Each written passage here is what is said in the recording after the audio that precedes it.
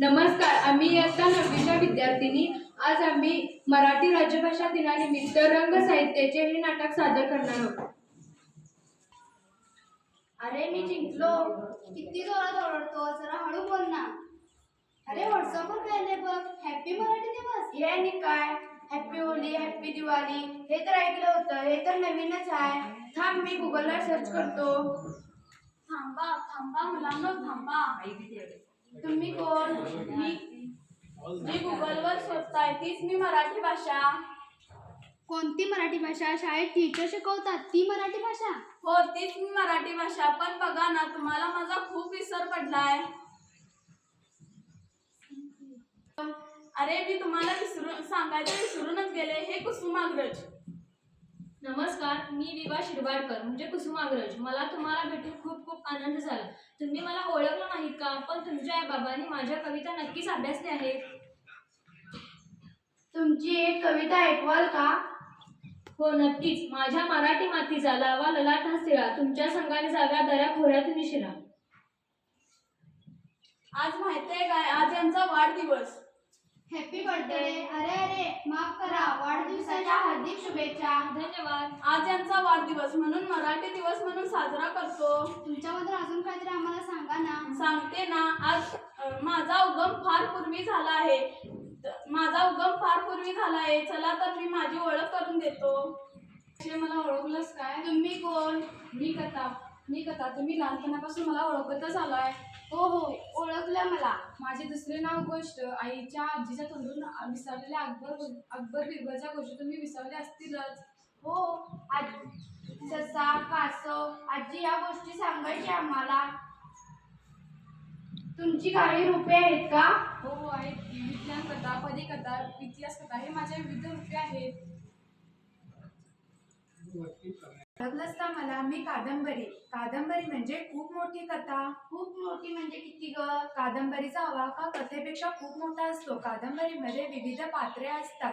या पात्रांचे परस्पर संबंधही असतात. ही पात्रे वाचकांची उत्कंठा वाढवतात. त्यामुळे वाचक त्यांच्यामध्ये गुंतून जातात व परब्रह्मान होतात.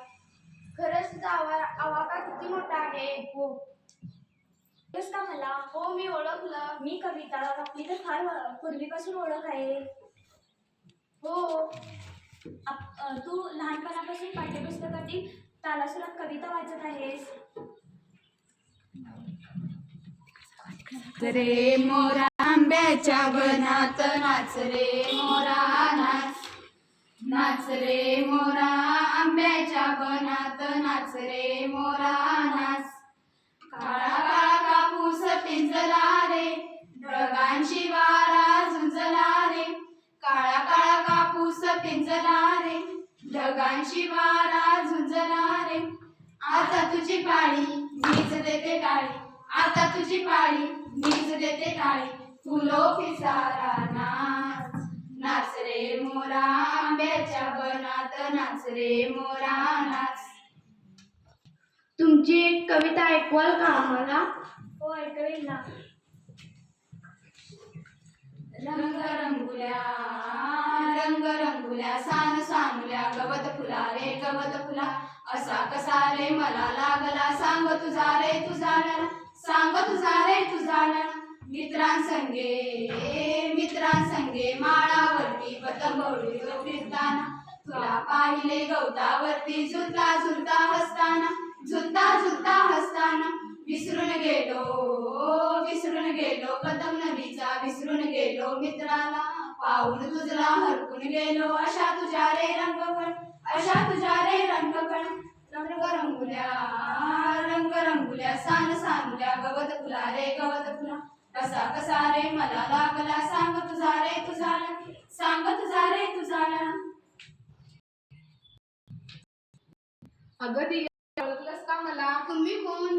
अगं माझ्याकडे बघ काय तुला आहे. अरे नाटक दादा तू? होय मी नाटक पात्र चुनचुनीत संवाद नाट्यमय घटना प्रसंग त्यामुळेच मी मराठी माणसांच्या मनात अगस्त स्थान निर्माण करत आहे. त्यांच्यावर माझे सादरीकरण होत आहे. त्यामुळे मराठी माणसे मला नाटक अशी मागणी करतात. मी धमाल नाटक त्याचे दिग्दर्शक होते. बाबा अरे होय मराठी भाषेतील नाट्य अनेक दिग्दर्शकांनी दिले. यांनीच मला आजपर्यंत पूर्ण हाताळले. मी आज इतर नाटकमध्ये उभा ए दिया, कोण बोलवते मला? अरे मी चरित्र. मी एखाद्या थोर व्यक्तिमत्वाच्या लेखकावर प्रभाव पाडतो व त्याच्या जीवनात जाताना त्यास प्रेरणा मिळते. त्यातूनच मी जन्माला येतो. मॅडम नेहमी सांगतात की थोरांचे आत्मचरित्र आपल्याला सामान्य माणसाला उत्तेजन देते म्हणून. हो, अगदी बरोबर. कारण मी असतोच मुळीच संघर्षमय, कर्तृत्ववान आणि संधीचे सुवर्ण संधीत रूपांतर करणारा. म्हणूनच सामान्य लोकांची मन माझ्या सहवासात बदलतात. अनेक प्रसिद्ध लेखक जसे की बाबासाहेब पुरंदरे, रणजित देसाई यांनी मला हाताळले. यांचा पोवाडा एखादा सांगा की आम्हाला. हो. च्या पायथ्याशी खान, प्रतापगडच्या पायथ्याशी खान, हे प्रतापगडच्या पायथ्याशी खान, प्रतापगडच्या पायथ्याशी खान, हे प्रतापगडच्या पायथ्याशी खान. प्रतापगडच्या पायथ्याशी खान आला बेगुमान, नाही त्याला जाणीव शिवाजी राजाच्या करामतीची. शिवाजी राजाच्या करामतीची, शिवाजी राजाच्या करामतीची. त्यास नाही जाणीव शक्तीची, त्यास नाही जाणीव शक्तीची, त्यास नाही जाणीव शक्तीची. काय करता युक्तीची, जी जी जी करील काय नाही तिची, जी जी जी. हा कोणता दादा बरं? मी आत्मचरित्र. ते आणि म्हणजे काय? आत्मचरित्र म्हणजे एखाद्याच्या चरित्राच्या कुटुंबातील एक चरित्र. एखाद्या व्यक्तीच्या आयुष्याचे लेखकाने केलेले वर्णन, तर एखाद्या व्यक्तीने जीवन प्रवासाचे केलेले वर्णन. माझ्या आयुष्यात विविध टप्प्यांचे, वाहिन्यांचे आणि आपल्या अनुभवांचे कथन मी करतो. मी त्यातून शिकायला जातो. सुनीता देशपांडे, स्वातंत्र्यवीर सावरकर माझे गाजलेले आहेत. आता कोणता दादा शेवट उभा आहे? तो माझ्याशी बोलणार नाही का? मी ओवी मराठी कवितेतील एक किंवा अक्षरवृद्ध. ओवीचा उगम संतांच्या काळापासून झाला आहे. तशीच एक ओवी मी तुला गाऊन दाखवते. पहिली माझी ओवी ग सावित्रीच्या बुद्धीला, स्त्रियांच्या शिक्षणाचा पाया तू घातला.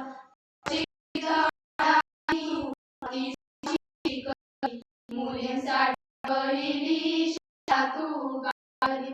दुसरी ओवी गायली तुझ्या ग दयाला, गडगोटे पाहून चालवली शाळा.